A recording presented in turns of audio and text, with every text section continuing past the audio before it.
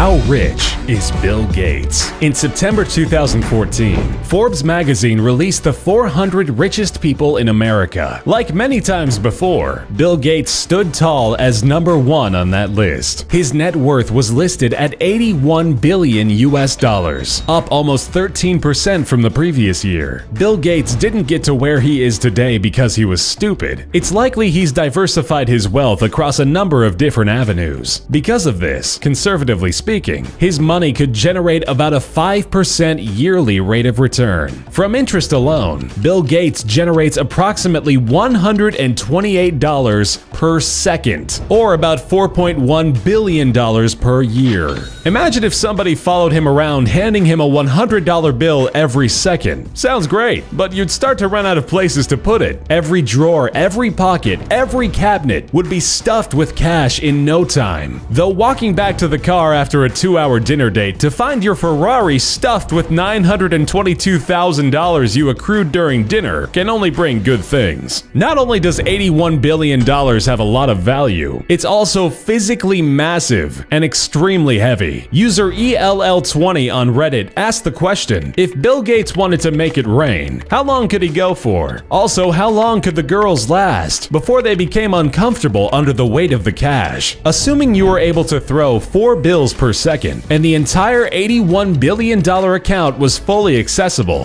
things would get pretty crazy. He could throw $1 bills forever, even if he threw 128 bills per second, because remember, he makes that on interest alone. At 4 bills per second, the same could be said about $5, $10, and even $20 denominations. So with $100 bills, Mr. Gates could make it rain continuously, 24 hours a day, 7 days a week, for just over 64 years. On the performer's end, things can get pretty dangerous, with each bill weighing in at 1 gram, or 0.0022 pounds. 8.1 billion $100 bills would weigh in at about 17.8 million pounds, at 320 pounds per hour. In only a few hours, the performer would likely suffocate under the load of the money that was piling on top of her. After a few days, the club would likely fill up from the 322,000 cubic feet of $100 bills. Needless to say, Bill Gates has so much money, spending it in any conventional way would be impossible. Even if he purchased Twitter and Instagram, Bill Gates would still have tens of billions left. With money like this, it's important that the right people have control over it. There are few people on planet Earth, given the same circumstances, who would use it as nobly as Bill.